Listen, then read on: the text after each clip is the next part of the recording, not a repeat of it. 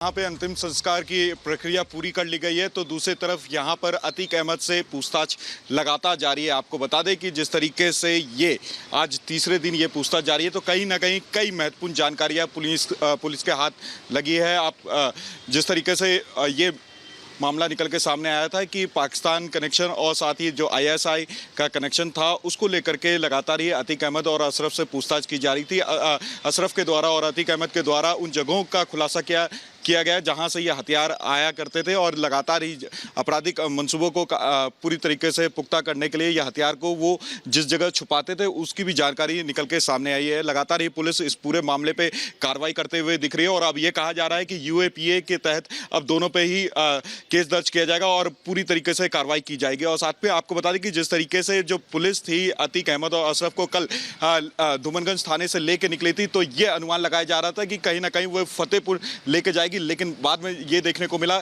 कि वो आधे रास्ते से पुलिस लौट आई है। और ये बताया जा रहा है कि आधे रास्ते से लौटने का कारण एक बड़ी वजह है कि पुलिस के सामने कई अहम सबूत निकल करके सामने आ चुके हैं, और साथ ही ये कहा जा रहा है कि जल्द ही आज अनुमान लगाया जा रहा है कि फिर से फतेहपुर दोनों को, अतीक अहमद हो या फिर अशरफ हो, दोनों को ले जाया जाएगा। क्योंकि जिस तरीके से अतीक अहमद और अशरफ ने ये खुलासे किए हैं कि किन किन जगहों से ये हथियार मंगवाए जाते थे, लगातार ही जिस तरीके से दोनों ने खौफ फैला रखा था, जैसे ही दोनों ने खौफ फैला के रखा था पूरे प्रयागराज में, उसी को देखते हुए लगातार ही पुलिस कार्रवाई करते हुए नजर आ रही है। हमारे साथ वैभव भी है, वैभव के पास चलेंगे। वैभव के पास क्या जानकारी है? वैभव, ओवर टू यू। लोमस, बिल्कुल आपने बात खौफ की और अति का अंत होता है ये निश्चित है, और शायद ये अति का अंत और इस अंत की ही शुरुआत है। आप तस्वीरें लगातार अभिषेक दिखाएगा, कब्रिस्तान के ठीक बाहर हम मौजूद हैं और यहां पर अंदर की तस्वीरें असद के शव को दफनाने के लिए यहां से ले जाया गया है, और अब से बस कुछ ही देर बाद असद के शव को जो है वो दफना दिया जाएगा।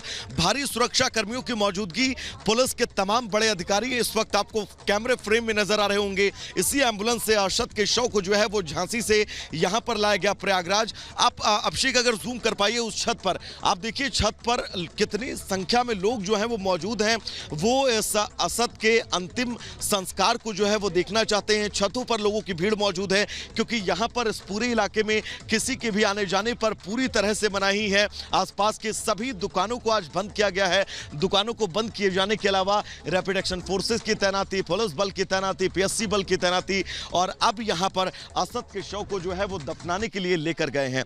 तस्वीरें लगातार हम आप तक पहुंचा रहे हैं, और इन तस्वीरों के जरिए आप समझिए लोमस, जिस खौफ का आप बात कर रहे थे, जिस खौफ का आप जिक्र कर रहे थे, उस अति के अंत की ये शुरुआत और उसकी ये तस्वीरें रिपब्लिक भारत आप तक पहुंचा रहा है। कैसे कानून व्यवस्था को हाथ में लेकर उमेश पाल के हत्याकांड को अंजाम दिया गया। न सिर्फ उमेश पाल, 2 सुरक्षा कर्मियों की जान ले ली गई, जिसके बाद लगातार प्रयागराज पुलिस, एसटीएफ की टीमें इस पूरे मामले में दबिश दे रही थी, कार्रवाइयों को अंजाम दे रही थी। प्रयागराज विकास प्राधिकरण की एक कार्रवाई कार्रवाई की हमने आपको दिखाई, और अब असद के अंतिम संस्कार की ये तस्वीरें, असद का जनाजे को लेकर यहां तकरीबन 9:10 पर एम्बुलेंस पहुंचती है, एम्बुलेंस अंदर जाती है। यहां पर जितने भी लोग इस जनाजे में शामिल होने के लिए पहुंचे हैं, उन सभी के आईडी कार्ड जो है वो चेक किए गए, जिसके बाद अंदर जाने की परमिशन जो है वो दी गई है। सृष्टि के पास चलना चाहेंगे, जो एक तस्वीर हम तक पहुंचा रही हैं। सृष्टि, बात अति के अंत की थी और अब शुरुआत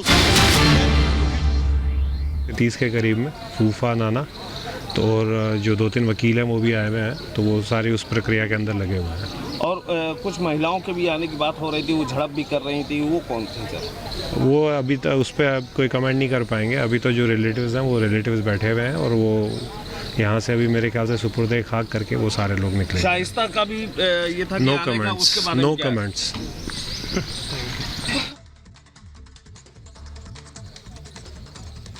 बिल्कुल, तो आप लगातार पुलिस अधिकारियों को भी यहाँ पर सुन रहे हैं कि किस तरीके की व्यवस्था के इंतजाम यहाँ पर किए गए। उन्होंने साफ तौर पर कहा कि जो महिलाएं यहाँ पर आई हैं उस पर हमको टिप्पणी नहीं कर सकते, क्योंकि चेकिंग के बाद में ही, सभी के आईडी कार्ड्स देखने के बाद में ही अंदर जो है जाने की इजाजत यहाँ पर दी गई थी। सुरक्षा के कड़े इंतजाम, इसमें कोई दो राय नहीं थी, और प्रशासन ने अपनी जिम्मेदारी यहाँ बखूबी निभाई, और अंतिम प्रक्रिया जो है वो चल रही है। वैभव ने आपको ऊपर से जो शॉट्स दिखाए हैं, आपने देखा है कि परिवार के जो सदस्य हैं, मोहल्ले वाले हैं, जो 2-4 रिश्तेदार यहाँ पर मौजूद थे, वो सभी जो है बॉडी को लेकर अब जो अंतिम अंतिम प्रक्रिया है उसको करने के लिए पहुंचे हुए हैं, दफन करने के लिए पहुंचे हुए हैं। वो तस्वीरें आपने सबसे पहले देखी और जैसे वैभव ने जिक्र किया कि अति का अंत होता है, जाहिर है किसी भी बाप के लिए, किसी भी माँ के लिए, किसी भी परिवार के सदस्य के लिए इससे बुरा कुछ नहीं हो सकता कि वो अपने बेटे के जो अंतिम प्रक्रिया है उसमें शामिल ना हो पाए। लेकिन ये सब कुछ जो है ये सब कुछ तैयार किया गया खुद अतीक अहमद की वजह से। जो गड्ढा उसने दूसरों के लिए खोदा था उसी गड्ढे में जाकर वो गिर जाता है, जो आज हकीकत है। आज अब तस्वीरें देख सकते हैं, देर हो सकती है कार्रवाई में लेकिन अंधेर नहीं होती। बुरे का अंत बुरे से ही होता है। ये आज की तस्वीर देखने के बाद में एक बहुत बड़ा उदाहरण है सब